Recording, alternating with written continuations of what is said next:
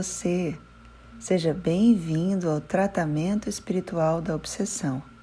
12 palavras amigas, encontrar Jesus.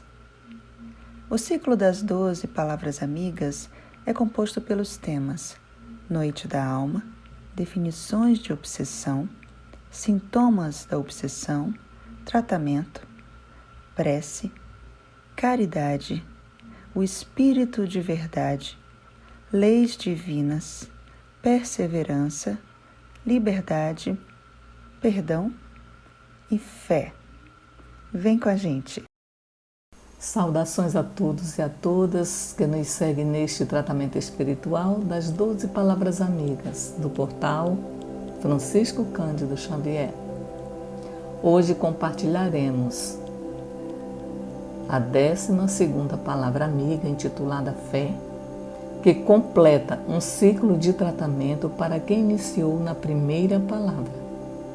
Para você que iniciou em qualquer outra palavra, prossiga sua sequência normalmente todas as quartas-feiras, no mesmo horário, seguindo as orientações estabelecidas pela casa até completar o seu ciclo. Dando início à palavra de hoje, faremos uma leitura inicial do livro Pão Nosso, psicografado por Francisco Cândido Xavier, ditado pelo Espírito de Emmanuel. Mensagem número 9, Homens de Fé. Todo aquele, pois, que escuta estas minhas palavras e as pratica, assemelhar-lo-ei ao homem prudente que edificou a sua casa sobre a rocha. Essa passagem bíblica está em Mateus, capítulo 7, versículo 24. E o benfeitor comenta: os grandes pregadores do Evangelho sempre foram interpretados à conta de expressões máximas do cristianismo na galeria dos tipos veneráveis da fé.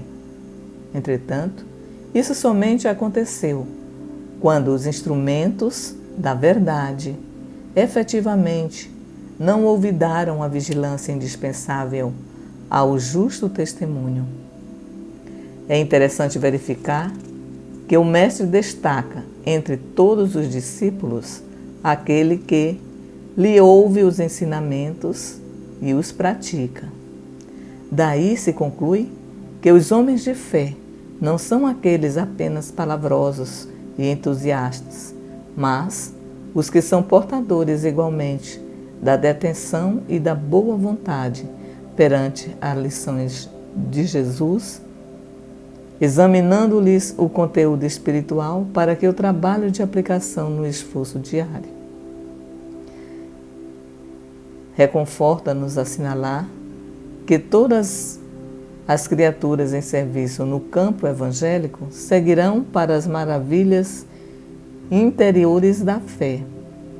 Todavia, cabe-nos salientar, em todos os tempos, o subido valor dos homens moderados que, registrando os ensinos e avisos da Boa Nova, cuidam desvelados da solução de todos os problemas do dia ou da ocasião, sem permitir que suas edificações individuais se processem longe das bases cristãs imprescindíveis. Em todos os serviços, o concurso da palavra é sagrado e indispensável, mas aprendiz algum deverá esquecer o sublime valor do silêncio a seu tempo na obra superior do aperfeiçoamento de si mesmo, a fim de que a ponderação se faça ouvida dentro da própria alma, norteando-lhe os destinos. Senhor Jesus, espiritualidade amiga, que a nossa fé seja renovada a cada dia, para que possamos prosseguir na caminhada contigo.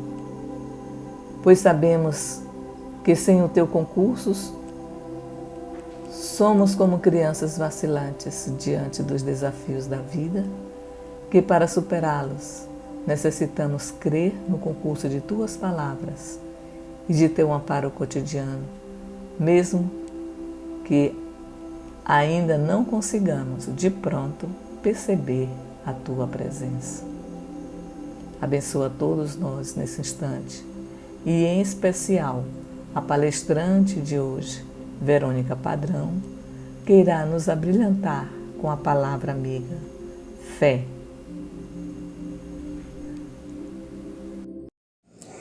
Bem-vindos, queridos e queridas amigas, para mais um estudo da palavra amiga em destaque. É a palavra fé. Para mais um tratamento da obsessão. Que Jesus nos inspire a nossa explanação para a palavra de hoje. E aproveito a oportunidade para avisar aqueles que iniciaram o tratamento depois da primeira palavra, iniciaram no meio, perto do final, que não tem problema, que na próxima semana iniciaremos novo ciclo da palavra amiga e vocês poderão continuar os seus estudos sem problema nenhum. Tudo bem? Então, hoje estudamos a fé. E no Evangelho de Mateus, Jesus afirmou para seus discípulos: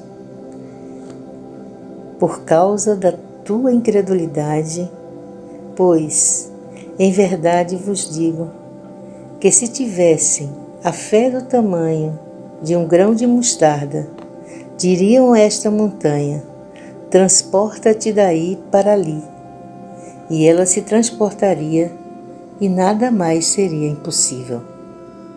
Que significado tem a fé para nós?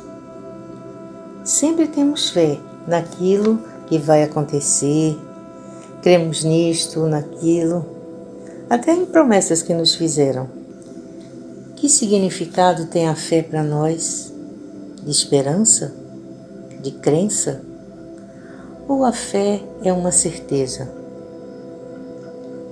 Ficamos com a segunda opção. Fé é a certeza da providência divina, a certeza de que Deus está em nós.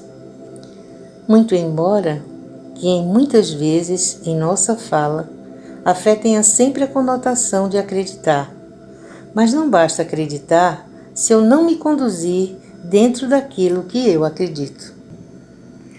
Jesus sempre falou que podemos fazer tudo o que Ele faz, e mais ainda, referindo-se ao transporte da montanha, não é mesmo?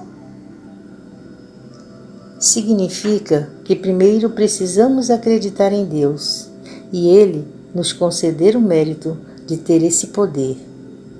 Temos que acreditar em Deus, em nós, e que tudo acontece sob o controle dEle. Quando Jesus fala que a fé transporta a montanha daqui para ali, com certeza Ele está afirmando que esta montanha representa o quê? Que a fé de que Ele nos fala transporta todas as dificuldades, resistências, preconceitos, além de constituir-se em outras montanhas. Porque além destas montanhas, em que necessitamos de muita fé para transportá-las, existem aquelas montanhas que impedem o poder da nossa fé, que é o interesse material, o egoísmo, o fanatismo. Estas constituem-se em outras montanhas que nos impedem a ter essa fé que nos ensina a confiar em Deus.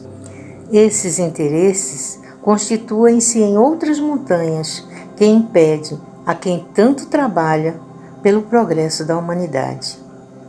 Daí, entendemos que todos nós temos muitas montanhas a vencer. A fé sempre vem acompanhada da vontade e da confiança, o que nos faz lembrar os primeiros cristãos que entraram nas arenas cantando e louvando a Deus para serem devorados pelos leões.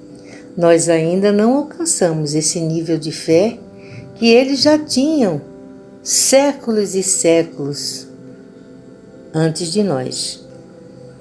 Os antigos cristãos já tinham alcançado um nível de fé que daria a eles essa compreensão. Temos ainda o exemplo de Abraão, que ao ser visitado por um anjo do Senhor, amando de Deus, pediu a Abraão que sacrificasse o seu filho em oferenda e sacrifício, em lugar do cordeiro. Abraão atendeu, preparou o altar e, na hora de entregar seu filho em oferenda, em lugar do cordeiro, o anjo intercedeu e segurou sua mão. Esta foi a primeira manifestação de fé da qual nós temos notícia. Este fato constitui-se como o primeiro exemplo de fé dado por Abraão. E nem por isso precisamos ficar nos maldizendo, porque ainda não temos a fé dos primeiros cristãos. E o que temos a dizer dos apóstolos? Os apóstolos vacilaram na fé. João foi o único que acompanhou o Cristo até o Calvário. E onde estavam os outros? Escondidos, vacilaram na sua fé. Nós estamos construindo a nossa fé. Não precisamos gritar para o mundo: eu tenho fé, eu tenho fé. Em que ponto estamos? Até onde vai a nossa fé? Depende muito de como estamos, da necessidade em que nos encontramos. Não cai uma folha no chão sem a permissão de Deus. Todo esse processo de construção de fé também nos prepara a receber um não para o momento em que pedimos. Vencer esse período de frustração também é um processo a se construir. Nós podemos construir a nossa fé através das nossas orações e preces, desfazendo-nos de qualquer inquietação, acerenando para que possamos nos recolher, ou melhor, para que possamos recolher as respostas da divina providência. Nós oramos para educar os nossos desejos. O Espiritismo traz a proposta de explicar que até para que naquela situação em que o que pedimos não nos é dado, a gente entenda qual é o propósito desse não. Perguntou-se a Emmanuel, no livro O Consolador, o que é ter fé? E Emmanuel respondeu: ter fé é guardar no coração o sentimento de luminosa certeza que ultrapasse o âmbito da crença religiosa, fazendo o coração repousar numa energia constante da realização divina da personalidade. Vós sois Deus. E conseguir a fé é alcançar a possibilidade de não mais dizer eu creio, mas eu sei, com todos os valores da razão tocados pela luz do sentimento. E diz ainda, traduzindo a certeza na assistência de Deus, ela exprime a confiança que sabe enfrentar todas as lutas e problemas com a luz divina no coração. E significa a humildade redentora que edifica no íntimo do espírito a disposição sincera do discípulo relativamente ao faça-se a vontade do Senhor. Nós estamos acostumados em quase situação de inércia de esperar a realização dos nossos desejos e quase sempre de braços cruzados. Eu pedi, Deus vai me ajudar. O que eu fiz nesse ínterim para que essa fé realmente tenha o sentido de pedir e receber. Fé é uma questão de relação com Deus. E o que eu tenho feito para que esse relacionamento seja verdadeiro? Nessa conexão com o Criador, Paulo nos afirma que, da parte do Criador, vem sempre o melhor. Do alto sempre vem o amparo para todos nós. Nós cumprimos a nossa parte? Essa fidelidade de que fala Paulo é essa comunhão de afinidade mútua, e não somente a parte que vem do alto. É preciso reconhecer esta força que há em nós. É preciso colocá-la em movimento. Todas as realizações da vida, do dia a dia, é patrocinada pela energia da fé. A gente ouve muito dizer essa frase que Paulo proferiu em seu Evangelho, que já foi um pouco banalizada, mas não devia. Deus é fiel. Ele é fiel? Por que ele é fiel? Precisa haver esta conexão, e nela, Paulo quer afirmar que da parte do Criador vem sempre a presteza, o amparo, a providência divina. Daí vem a pergunta: nós cumprimos a nossa parte? Essa afinidade mútua não é somente o que vem do alto. É preciso que tenhamos muito cuidado com a nossa relação com o Criador. Acontece que não nos preparamos, não nos precavemos, não estamos vigilantes. As coisas não deu certo, não deram certo, e aí dizemos: é a vontade divina, é porque Deus quer isso. Deus quer assim. Mas isso é transferir a nossa responsabilidade à responsabilidade de Deus. A nossa fé ainda não é pura. Ela precisa ser lapidada por cada um de nós. E depois de Kardec, é que podemos dividir a fé em fé cega e fé raciocinada. No Evangelho, segundo o Espiritismo, Kardec nos fala a respeito da fé inabalável. Será somente aquela que pode encarar a razão em todas as épocas, em todos os tempos da humanidade frente a frente. A fé que se impõe pelos caminhos da reflexão e da compreensão. E quais são as condições em que consolidamos a fé inabalável? E ainda Kardec nos diz: a fé necessita de uma base. Não podemos ter fé sem base. E essa base é o entendimento daquilo que devemos crer. Como já dissemos, eu não creio, eu sei. Para crer, nós não precisamos ver. É preciso, acima de tudo, compreender. Porque nossa fé, acima de tudo, é raciocinada.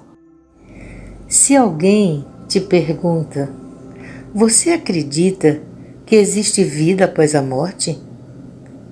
Daí você fala: não. E o interlocutor retruca: ué, você não é espírita? Sim, eu sei que há vida após a morte. A vida continua depois dela.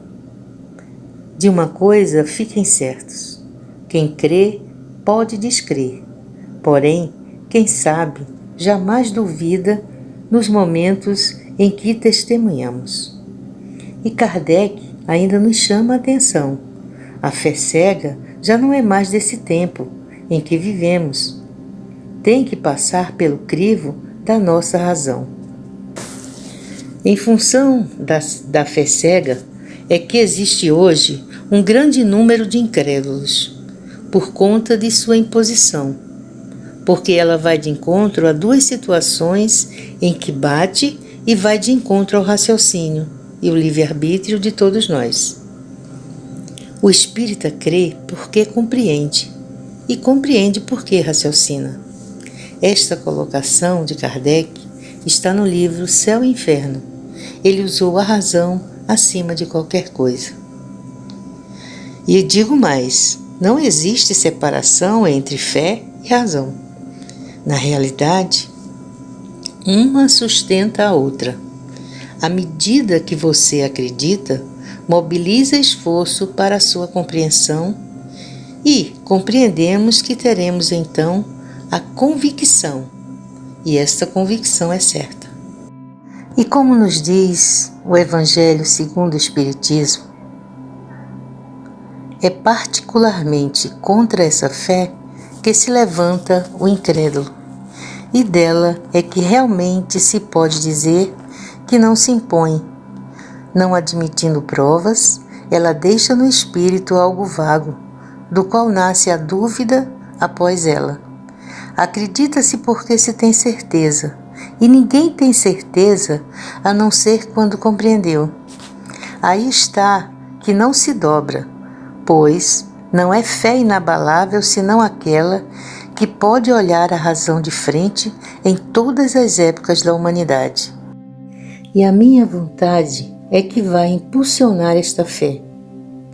Se eu tenho uma fé que me faculta entendimento de que há um Deus, de que há mais uma vida após esta, e que nós evoluímos, e esta fé se completa, ela só vai se completar realmente no meu dia a dia se eu tiver um comportamento que se ajuste a esse entendimento. Para isto, eu tenho que tratar bem meus semelhantes. Se com os recursos que eu possuo, eu possa sempre estar fazendo bem, possa sempre estar fazendo a caridade. Se eu encontrar alguém que não compreenda como eu compreendo, que eu auxilie ao invés de estar criticando-os. Essa ação, ou melhor, essas ações reunidas caracterizam as obras da fé. E para concluir, ainda dando continuidade à resposta de Emmanuel sobre o que é ter fé, ele nos fala, traduzindo a certeza na assistência de Deus. Ela exprime a confiança que se sabe enfrentar todas as lutas e problemas com a luz divina no coração. E significa a humildade redentora, que edifica no íntimo do espírito a disposição sincera do discípulo relativamente, abre aspas, faça-se no escravo a vontade do Senhor.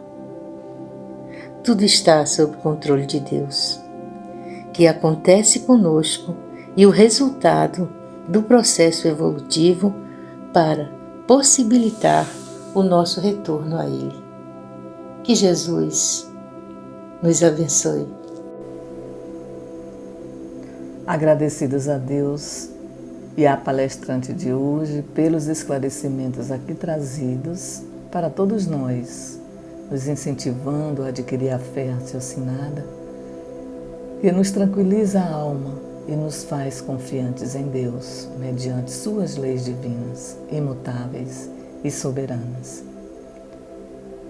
Que na proposta deste tratamento tenhamos despertado a consciência das coisas que precisamos mudar em nós mesmos, no processo contínuo da reforma íntima para encontrar Jesus. Recebamos agora o passe que irá ser transmitido. Fiquemos todos na paz de nosso Senhor Jesus.